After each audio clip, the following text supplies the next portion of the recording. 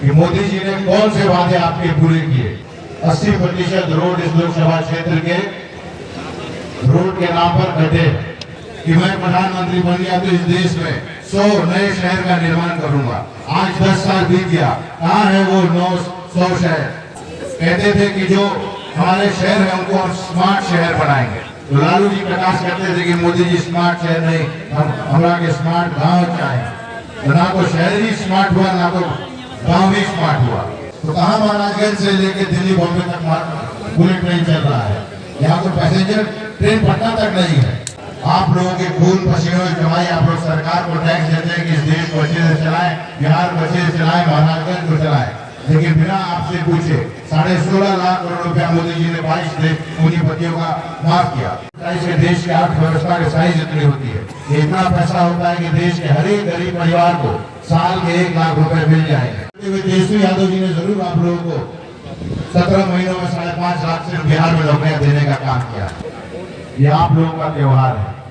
यही वो समय होता है जब आपके सामने बड़े से बड़ा नेता, आपका विधायक, आपका एमपी, मेरे जैसा उम्मीदवार, यहाँ तक कि मुख्यमंत्री और नरेंद्र मोदी जी जैसे घमंडी प्रधानमंत्री आपके सामने आते हैं, आपके सामने झुकते हैं।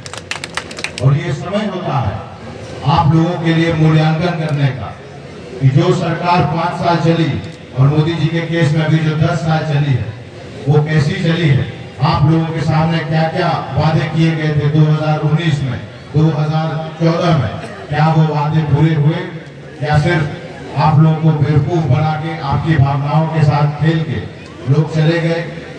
कि मोदी जी ने कौन से वादे आपके पूरे किए। ये विश्वास होता है नेता और जनता के बीच में। तो विश्वास कहाँ है आपका? इंडिया अलायंस की तरफ होना चाहिए जहाँ तेजस्वी यादव ने बिहार में दिया, या होना चाहिए मोदी जी के प्रति जो भाषण देके अपना चले जाते हैं और जो जो उनके वादे थे उन वादों पे भाषण नहीं करते। आप भाषण क्या कह रहे हैं कि अगर कांग्रेस की सरकार आ गई तो महिलाओं का मंगलसूत्र छीन के दे देंगे उन लोगों को जो लोग बच्चा ज्यादा पैदा करते हैं। कि हमारे मैनिफेस्टो में ऐसा लिखा हुआ है, बांट रहे हम लोग मैनिफेस्टो, पढ़ लीजिए आप लोग, कहाँ ऐसा लिखा हुआ है।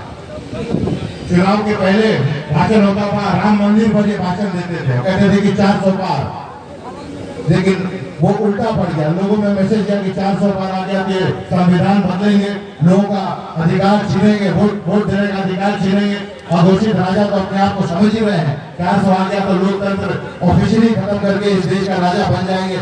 रशिया में जैसे जार होता था वैसे अपने आप को यहाँ बनना चाहते हैं। तो लोग इनके खिलाफ हुए, अब भाषण बदल गया। अब भाषण हो रहा है मंगलसूत्र पे, सोना पे।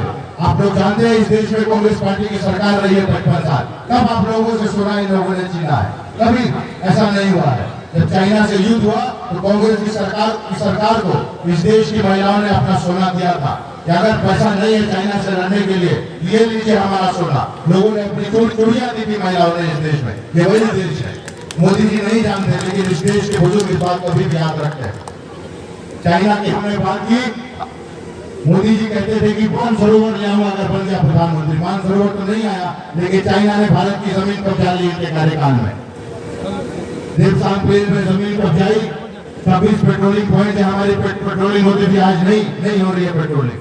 हमारी सेना के जवान अगर 1-2 पॉइंट उन्होंने खुद से अगर लड़के जीता भी, वो भी वापस कर दिया। कैलाश रेंज में कुछ भी हमारी सेना ने लड़के लिया था, उसको मोदी जी ने टेबल पे डिप्लोमेटिक टॉक पे लौटा दिया चाइना को। गलवान घाटी में जब स्कमिश हुआ, बिहार से 20 हमारी सेना के जवान शहीद हुए और चाइना के 50 लोगों को शहीद किया हमारे बिहार के वीर जवानों ने। वो गलवान घाटी को भी जो हमारी सेना ने कब्जा है उसको मोदी जी ने वापस कर दिया। और ये भाषण देते थे राष्ट्रवाद पर। कहाँ है राष्ट्रवाद? मीडिया के साथी ने जब पूछा जयशंकर से, फॉरेन मिनिस्टर से, तो सीधे कह दिया कि चाइना हमसे बड़ी अर्थव्यवस्था है, हम उससे नहीं लड़ सकते। आप लोग सोचिए कि कैसे ये बेशर्म लोग हैं। आप खादी पहन के आपके सामने मैं खड़ा हूँ और जज्बा है मेरे अंदर, अगर मैंने खादी पहना है, आप लोगों ने खादी नहीं भी पहना है, तो देश के लिए लड़ने के लिए, मर मिटने के लिए, ये भूल गए। ये पहली बार लड़ाई हुई है, 3 बार हम लोग लड़े हैं पाकिस्तान से। 1 लाख पाकिस्तानी सेना को मिस्टर इंदिरा गांधी ने सरेंडर कराया था। चाइना से भी लड़े, हार गए। उस समय हम 2 राइफल होती थी हमारी सेना के पास, लेकिन ऐसा कभी किसी कांग्रेस के नेता से आपने सुना है कि हम लोग लड़ नहीं सकते अगर हमारी जमीन कब्जा ली है चाइना ने, हमसे बड़ी अर्थव्यवस्था है तो हम लड़ नहीं सकते। खास करके हमारे युवा साथी हैं, अगर इंडिया अलायंस की सरकार बनती है तो पहले कैबिनेट के डिवीजन में इस अग्निवीर योजना नामक बकवास को हम लोग खत्म करेंगे और जैसे पहले सेना में बहाली होती थी वैसे बहाली फिर से होगी। लोग जान लें 200 यूनिट बिजली मुफ्त हो जाएगी, निःशुल्क हो जाएगी।